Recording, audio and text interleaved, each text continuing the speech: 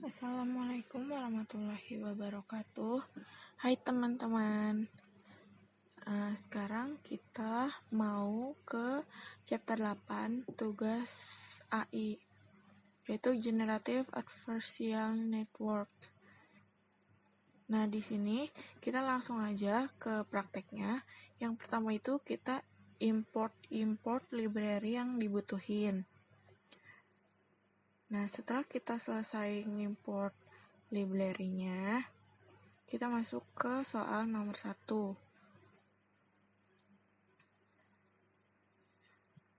Yang nomor 1 itu jelaskan apa itu 3D conversion. Nah, conversion 3D ini menerapkan filter 3 dimensi ke dataset. Nah, contohnya itu jadi dia XYZ gitu. Nah, outputnya itu ruang volume 3 dimensi kayak kubus atau balok dan lain sebagainya.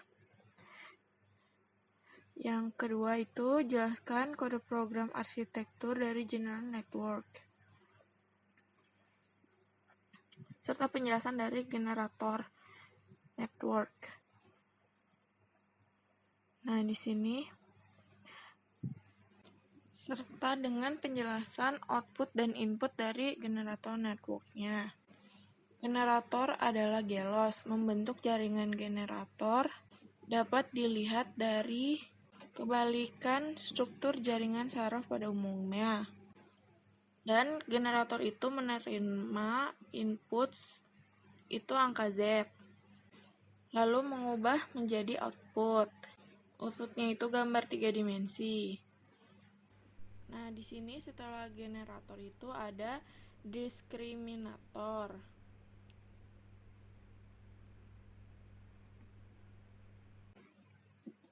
Di sini jaringan diskriminator adalah jaringan klasifikasi biner yang menerima input gambar 3 dimensi dan mengeluarkan klasifikasi pemetaan input gambar dari gambar asli datasetnya.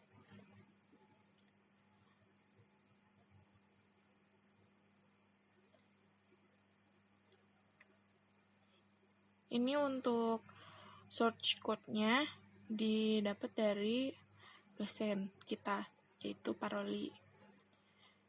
Nah, di sini kita bisa running.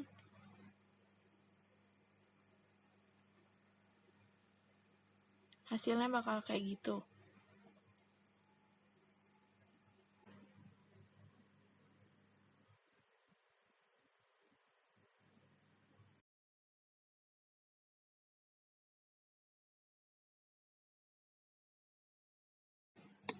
Kemudian soal berikutnya menjelaskan mengenai kode program tersebut. Nah, di sini sudah dibuat kode programnya, yaitu proses dari GANs. Prosesnya itu dilakukan dengan menentukan metode yang telah ditentukan oleh kita.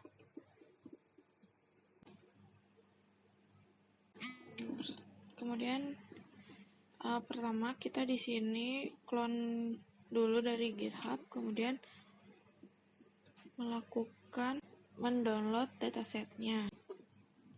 Kemudian kita membuat folder baru bernama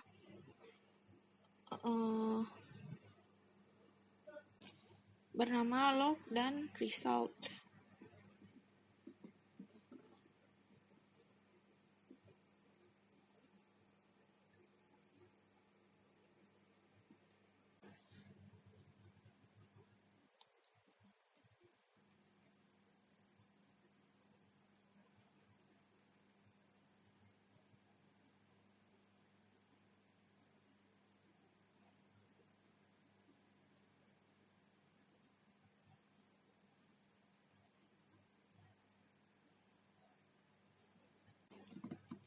Jadi di sini dataset yang digunakan itu 3D ShapeNet. Nah, dalam setiap foldernya itu ada data tester dan data trainnya.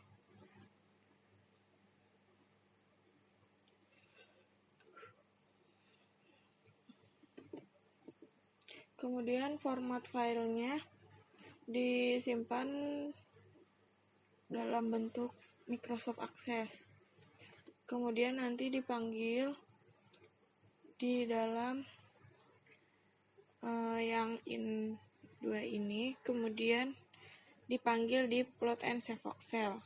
Apa sih plot and save voxel? Itu adalah volume voxel atau titik 3 dimensi.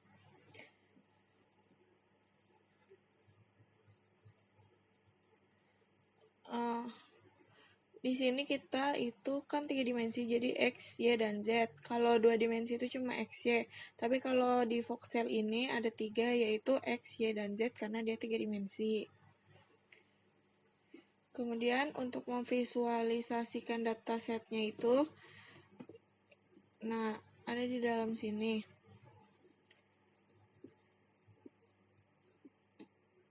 Nah, yang pertama coba kita ubah datanya jadi botol, biar gampang copot saja.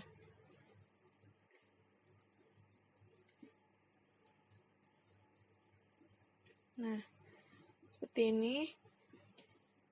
Kemudian kita ganti juga, jangan lupa sesuaiin tempatnya atau tempat library-nya. Kemudian kita run.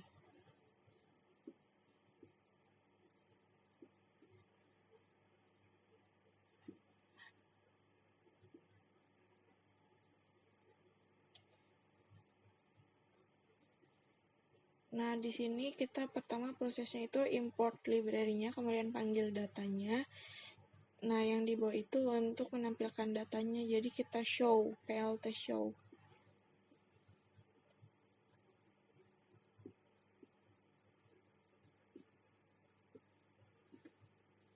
Nah, ini datanya udah muncul, bentuknya dia bakal kayak gini, mirip kayak botol. Kemudian kita buka file run.py.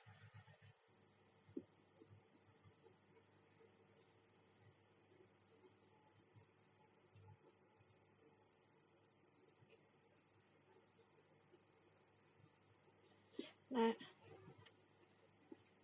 jadi di sini untuk bikin generator itu kita bikin dulu gen-gennya, kemudian bikin fungsi dan variabel gen model. Kemudian fungsi itu di return. Terus kita punya fungsi buat ngebangun diskriminator. Pertama kita bikin fungsi dismodel, kita bikin dulu fungsi disinput dan kawan-kawannya, kemudian kita bikin fungsi dismodel.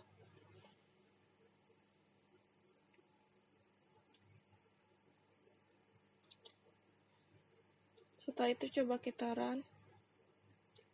Seperti itu. Terus kita disuruh jelasin if name sama dengan main.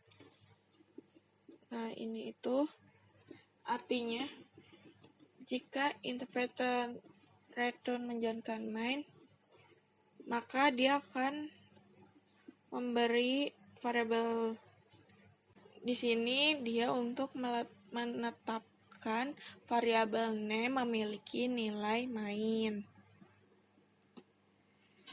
Nah, kalau filenya itu dapat ngimport dari modul lain, maka name-nya bakal ditetapin ke nama modul.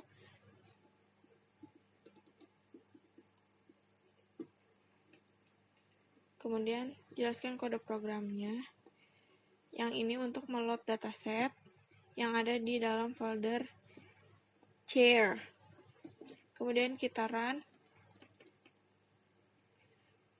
Nah, yang di sini yang kita run itu cuma folder chair aja. Kemudian kita create models.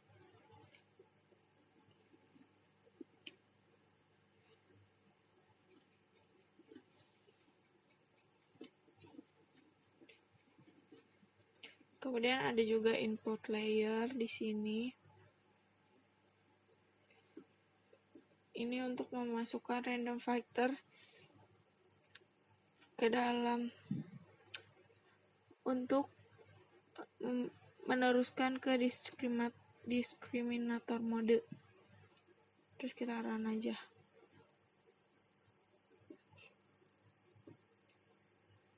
Kemudian di sini ada print. Nah, print ini untuk nge-load atau melakukan loading pada dataset.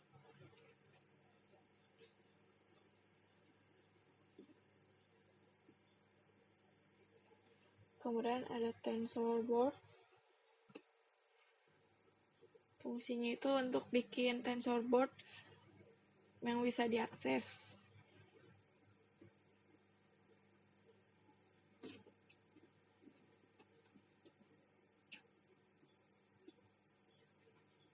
Kemudian di sini ada Arboreals.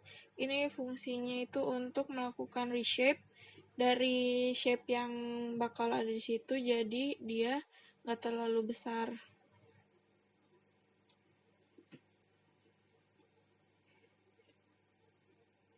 Nah, di dalam program if mode train itu dia untuk menentukan jumlah epoch. Nah, itu tuh jumlah epoch itu adalah menentukan jumlah data yang ada di range.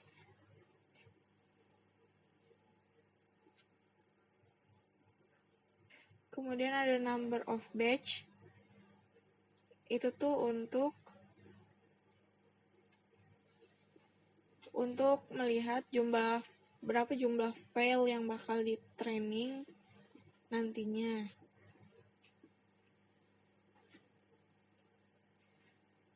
Kemudian ada batch size. Itu untuk membersihkan gambar noise.